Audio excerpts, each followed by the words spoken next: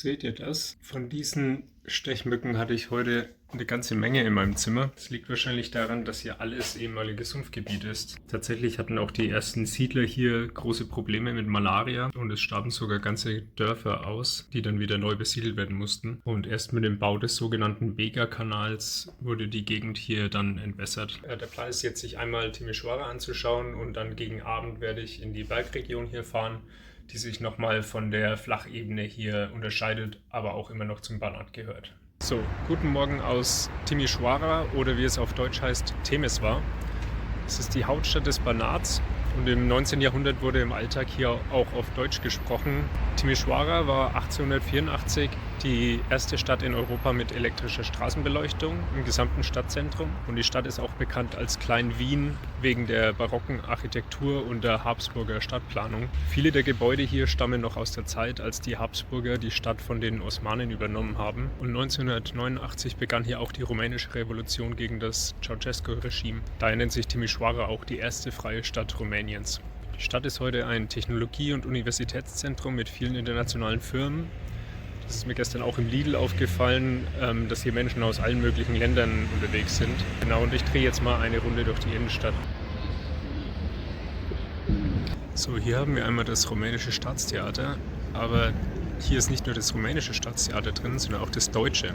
Aufgrund der großen deutschen Bevölkerung hier gab es eben schon frühzeitig auch ein deutschsprachiges Theater in der Stadt. Und gegenüber vom Theater haben wir einmal den Lloydpalast. Hier traf sich früher die wirtschaftliche Elite. Hier unten ist auch ein Café drin.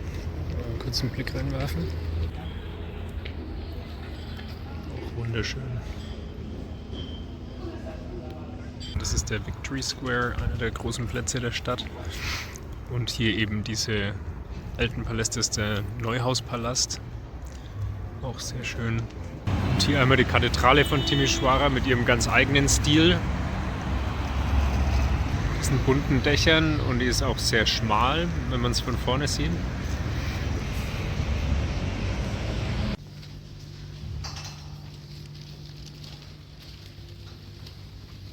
Ist auch super düster hier drin.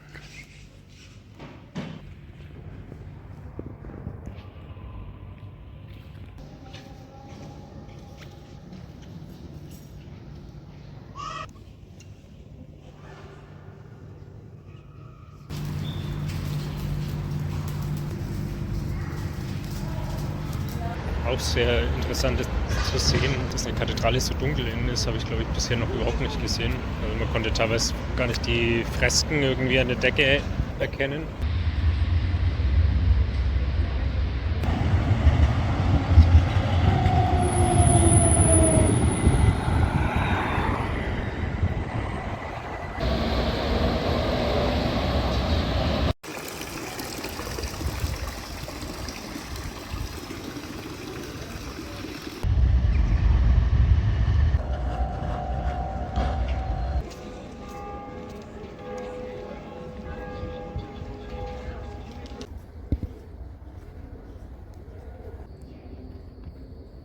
Das hier ist das historische Haus Prinz Eugen, das schon 1768 gebaut wurde. Und hier haben wir einmal das Lyzeum von Temeswar, auch benannt nach Nikolaus Lenau.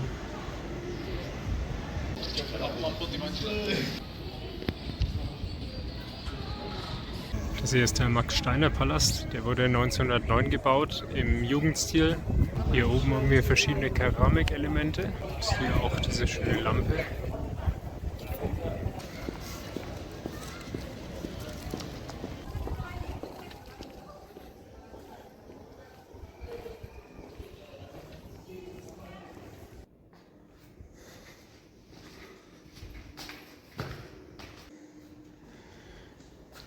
Hier unten waren Firmen, das hier scheint leer zu stehen.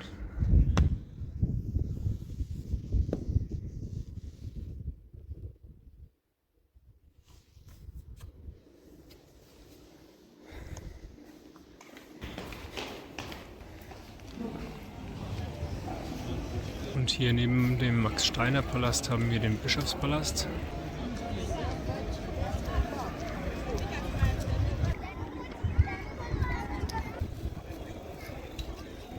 Und hier ist das Brückhaus, auch eines der ikonischen Gebäude von Timișoara.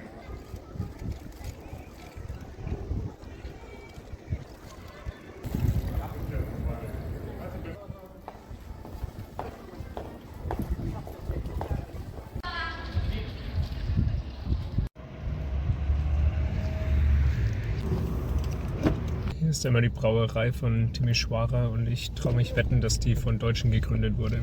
1718 steht drauf. Ich habe jetzt hier nochmal im Stadtteil Fabrik angehalten. Der liegt ein bisschen außerhalb und scheint irgendwie halb altes Industriegebiet zu sein von früher und halb Erweiterung vom Stadtkern.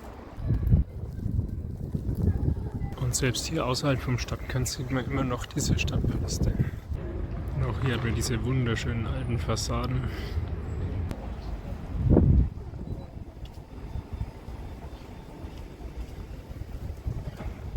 Es wird aber auch wieder vorne an allen Ecken und Enden renoviert. Also es würde mich nicht wundern, wenn es in ein paar Jahren nochmal ganz anders aussieht hier. Das ist mir gerade erst aufgefallen, das ist ein Kunstwerk. So im Vorbeigehen aus dem Augenwinkel denkt man irgendwie, hier liegen Müllsäcke rum. Hier ist Metall.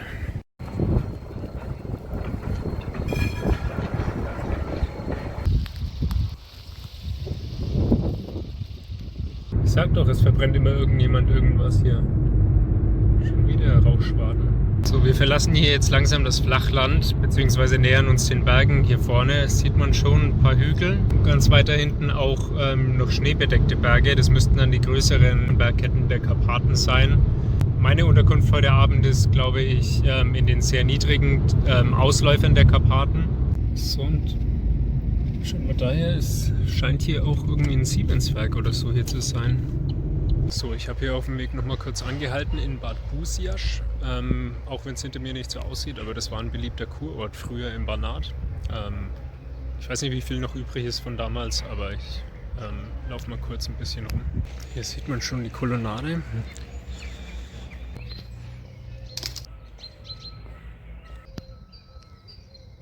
So, hier vorne ist der Kurpark.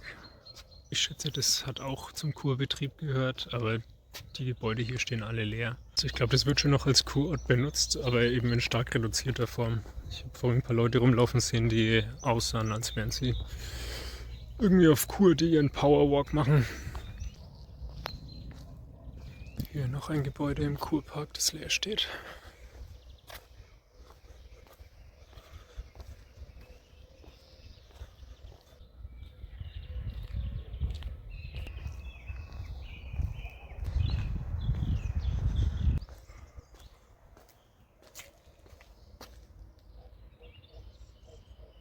So, davon ist der Eingang zum ehemaligen Schwimmbad. Und hier steht die Tür offen. Dann ist es auch kein Hausfriedensbruch, oder? Das sind die alten Umkleiden, bzw. Duschen.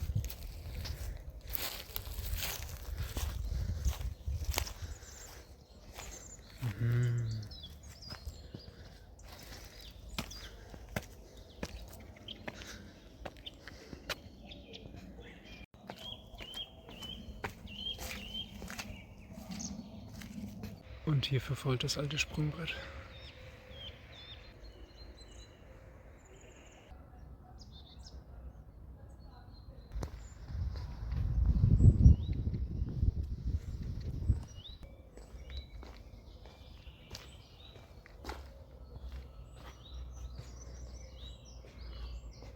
(1936).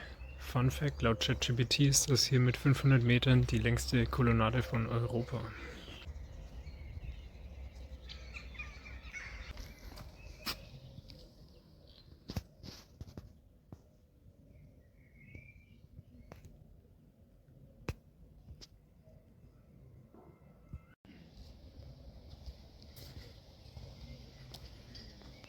Hier steht auch was von Sissi, wobei nicht ganz klar wird, ob die wirklich hier war oder nur mitverantwortlich für die Entstehung der Kolonnade hier war.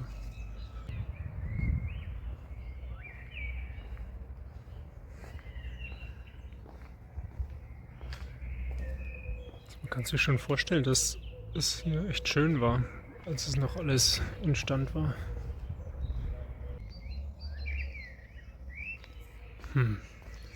Ich dachte erst, das wäre vielleicht das einzige Gebäude hier im Park, das noch in Betrieb ist, aber wenn man näher hinschaut, nee, auf keinen Fall.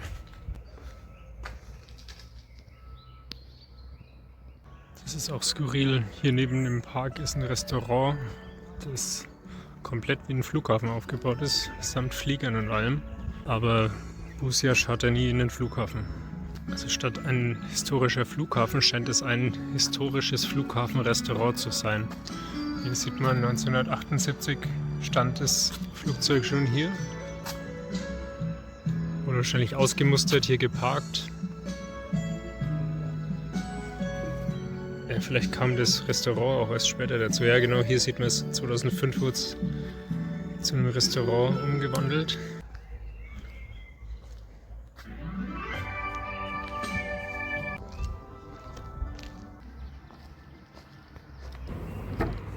Also ich habe vorher mal erwähnt, dass die Straßen hier im Banat überraschend gut sind. Das ist stark abhängig davon, welche Straßen. Bei der hier, die hat riesige Schlaglöcher und obwohl es gar nicht so kurvig ist, wird mir fast schlecht, einfach weil die Straße so viele Wellen hat.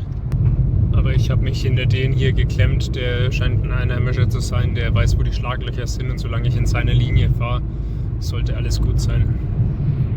Fuck, er ist abgebogen. Das habe ich jetzt schon öfter gesehen, dass die Häuser so verziert sind in diesem Muster mit so Fliesen. Sieht auch sehr cool aus. So, das ist jetzt hier meine Unterkunft in der Banater Bergregion. Das muss ich morgen nochmal am Tag zeigen. Aber das ist Wahnsinn. Das liegt hier recht einsam am Berghang auf einem recht großen Privatgrundstück. Jetzt wird man im Freilandmuseum übernachten. Hier der Gastgeber hat schon vorgeschürt. Das läuft auch, also alles Strom hier läuft mit Solar.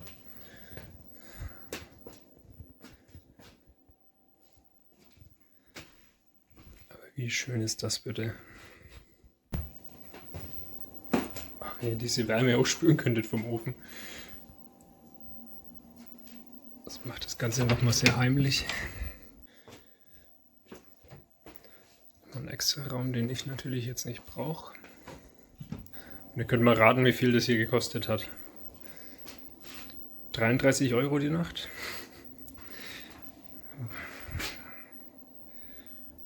Deswegen macht man in Rumänien Urlaub. Badezimmer kann ich noch mal zeigen. Dazu muss man einmal hier raus und hier in den Keller.